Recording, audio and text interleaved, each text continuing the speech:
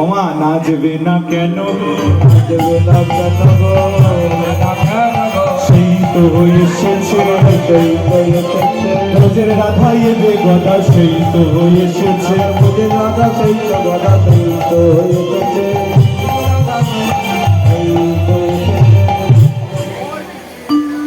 ওমা কিছু বোঝা যাচ্ছে? মায়েরা বলবে আচ্ছা বলুন তো, যাদের বাড়িতে কীর্তন হয় তাদের বেশি আনন্দ হয় নাকি যিনি দল বুক করে আনেন তার বেশি আনন্দ হয়? এই শোনো বাবারা, আপনারা বুঝবেন, যাদের বাড়িতে কীর্তন হয় তার যত না আনন্দ, যিনি দল ভাড়া করে আনবে বাই চান্স যদি তার দল ভালো গান করে, পরের দিন সকালবেলা বলবে দেখলি কি গাইলো বাবা, যেমন গলা সেরমই নাচলো, একেবারে দারুণ। বলে তো মা, যিনি দল আনেন তার মা বেশি আনন্দ হয়। তাছাড়া মায়েরা, ও মায়েরা বলুন, গৌরকে এনেছে কে? যে বাবারা, যে মায়েরা গোবিন্দ সেবার জন্য অর্থ দান করলেন, ভগবানের কাছে প্রার্থনা করি এটা যেন গোবিন্দ সেবায় চলে যায়, আপন আপন মনোবাসনা পূর্ণ হয়। নিতাই গৌর প্রেমানন্দে হরি বল। আচ্ছা বলুন, গৌরকে কে এনেছে? পঞ্চতত্ত্বে দেখবেন একজনের সাদা সাদা গোঁফ দাঁড়িয়ে আছে। ও মায়েরা, একজনের সাদা সাদা গোঁফ দাঁড়িয়ে আছে, জানো কে উনি? অদ্বৈত আচার্য প্রভু, তাই তো? তিনি হলেন দেবাদিদেব নীলকণ্ঠ ভোলানাথ, সেই ভোলানাথ এনেছে। আচ্ছা এদিকে বিয়ে বাড়ি হয়, বলে বিয়ে বাড়ি আবার হয় না? আচ্ছা বিয়ে বাড়িতে আমাদের মতো ইয়াং ছেলেরা বেশি নাচে নাকি যাদের একটু বয়স হয়ে গেছে তারা নাচে বেশি? যাদের বয়স হয়ে তারা নাচে। আমার কথা পরিষ্কার বোঝা যাচ্ছে তো? পরিষ্কার শোনা যাচ্ছে? আচ্ছা বলুন, বিয়ে বাড়িতে বয়স্ক লোকেরা বেশি নাচে নাকি কম বয়সী আমাদের মতো ছেলেরা বেশি নাচে? আমাদের বয়সী। কিন্তু আজকে শিবাসাঙ্গিনায় গৌর যে রাস করছে, সব থেকে যার বেশি বয়স, কি নাম বললাম? অদ্বৈত আচার্য, সব থেকে বেশি নাচছে। তিনিই তো গৌরকে এনেছে। প্রত্যেকদিন দুটো করে তুলসী পাতা গঙ্গায় ভাসিয়ে দিত, আর সেই তুলসী পাতা গঙ্গার স্রোতের সামনের দিকে বয়ে যেত। কিন্তু আজকে সামনের দিকে না গিয়ে উজানে বয়ে গেল, সচী মায়ের গর্ভে বিলীন হয়ে গেল। অদ্বৈত আচার্য বুঝলো গৌর আসলে এই সচী মায়ের গর্ভে আসবে, তাই অদ্বৈত আচার্য সব থেকে বেশি নাচছে। আজি অদ্বৈত নাচিছে, অদ্বৈত নাচিছে,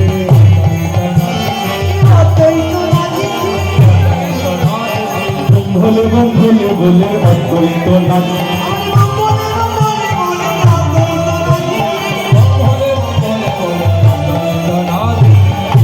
সবাই বলছে বাবা এই দেখো দেখো, দেখে মনে হচ্ছে অদ্বৈত নয়, মনে হচ্ছে পাগল ভোলা নাচি।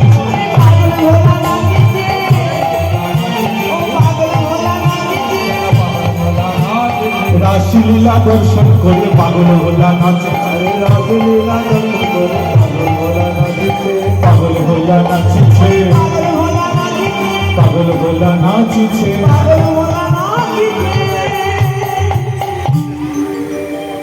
আচ্ছা মায়েরা, পঞ্চতত্ত্ব নাচছে, আমরা একটু আনন্দ করবো না? করবো তো? তাহলে আমরাও সবাই বসে বসে একটু আনন্দ করবো। আমার সবাই হাত দুটো তোলো। মায়েরা বলে কেন যে হরিনাম শুনতে এলাম, একবার বলে উলু দাও, একবার বলে হাত তোলো। আমার সবাই মিলে একসঙ্গে সবাই আমরা গৌরের রাজ দর্শন করবো। কৃষ্ণ বলি বাহু তোলে, এই সোনা ভাই হরি বলে কৃষ্ণ বলে বাবু বলে হরি বলে একবার কৃষ্ণ বলে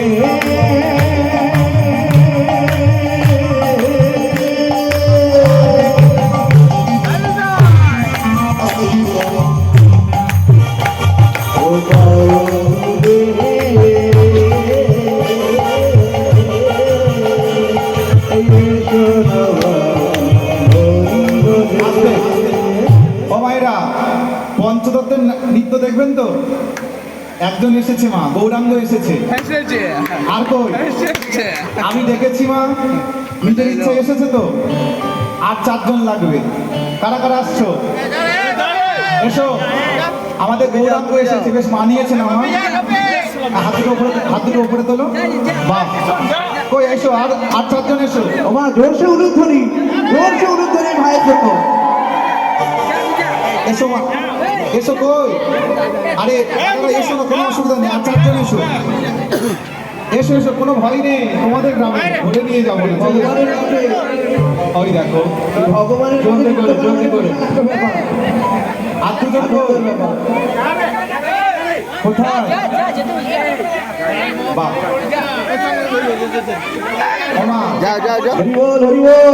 মায়েরা সবাই মিলে একবার জোরসে উলুধ্বনি।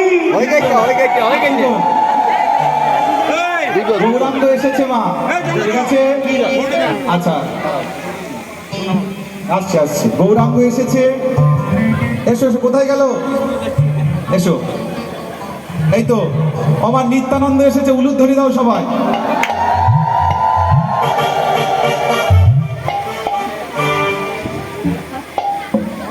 অদ্বৈত দাড়ি আছে তো, এর দাড়িটা সাদা হয়নি কিন্তু কাঁচা আছে কিন্তু মানিয়েছে বেশ। আচ্ছা, এবার বাম দিকে গদাধর আর ওইদিকে যাও শ্রীবাস। এরা নৃত্য করবে পঞ্চতত্ত্ব, আপনারা কিন্তু উলুধ্বনি দেবেন সবাই মিলে। কৃষ্ণ বলে বাবু বলে এসো না ভাই, হরি বলে উলুধ্বনি।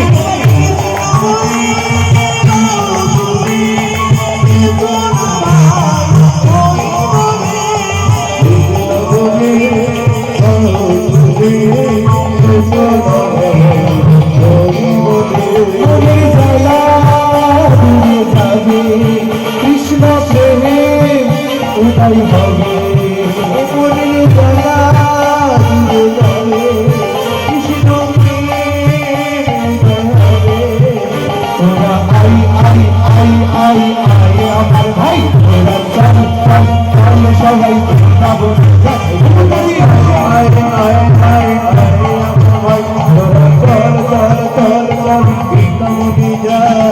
কৃষ্ণ বলে আগো বলে এসো না ভাই, হরি বলে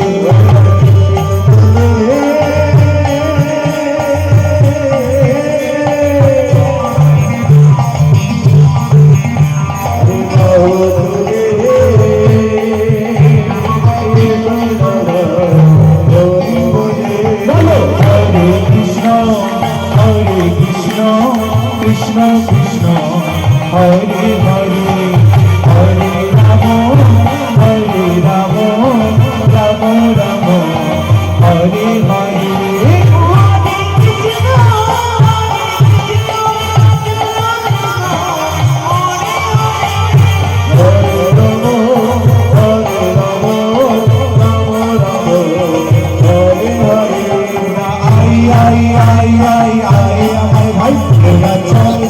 চল সবাই বৃন্দাবনে যা,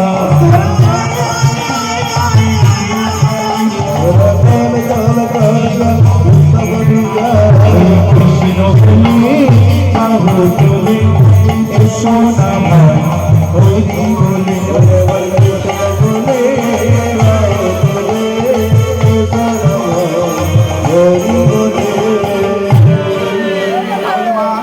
কি সুন্দর পঞ্চতত্ত্বের নৃত্য দেখা হলো না মা?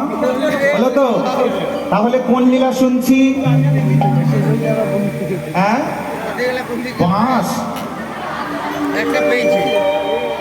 কোন লীলা? রাস লীলা, তাই তো? আচ্ছা, দাঁড়াও বানানটা করে দিই। আমার রাস বানান কি? বাবা তোরা পড়াশোনায় ভালো রে। রয়াকার দন্তস্বর রাস। আচ্ছা মায়েরা এই বলবে তোমরা, রয়াকার দন্তস্বর রাস যদি মধ্যিখান থেকে আকারটা সরিয়ে দিই কি হবে? হ্যাঁ, রস। তাহলে ভগবানের সব লীলাগুলো রসে রসে পরিপূর্ণ। তাহলে এই লীলাটার মধ্যে একটা আকার যোগ হয়েছে, তাই না? রসের মধ্যখানে আকার যোগ হলে কি হয়? রাস। তাহলে মায়েরা সব লীলায় রসে রসে পরিপূর্ণ, মধ্যখানের আকারটা কে? এটাই তো জানার জন্য রাস শোনা। মা কে? না, আকারটা হলো মা যোগমায়া, কাত্তায়নী মহামায়া, বিশাল কাত্তায়নী। হে মা দুর্গা কাত্তায়নী, রাস রাসেশ্বরী, ঘটন ঘটন প্রতিয়সী, কারণ অকারণ সাধিনী, পূর্ণমাসী যোগমায়া। হে মা কাত্তায়নী মহামায়া,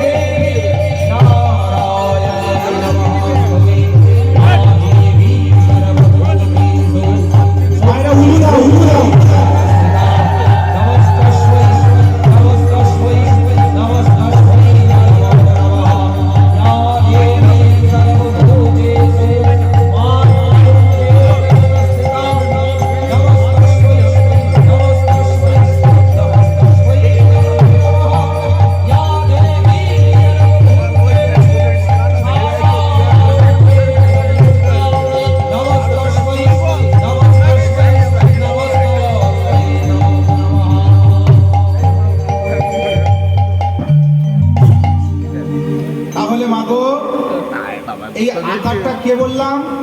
মা যোগমায়া। এইবার যে লীলাতে মা যোগমায়া থাকে, সেই লীলাতে কি কোনো মা কামগন্ধ থাকে? বলুন। আমাদের মতো ইয়াং ছেলেরা বলে, আচ্ছা ভগবান এত গোপীদের নিয়ে রাস করলো, আর আমরা একটা ছেড়ে দুটো প্রেম করলেই গন্ডগোল। বলে না, ভগবান এত গোপীদের নিয়ে রাস করলো, সেবেলা কিছু হলো না, আমরা একটা ছেড়ে দুটো প্রেম করলে গন্ডগোল বলে। মা দেখবেন অনেকেই বলে।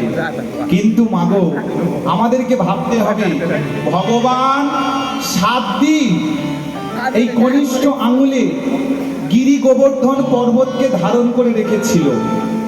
আমাদের বয়সী কোনো ছেলেকে বলা হয়, ভাই তুমি একটা আদলা ইট নিয়ে 7 দিন রাখতে হবে না, 5 মিনিট রেখে দেখাও। কেউ পারবে?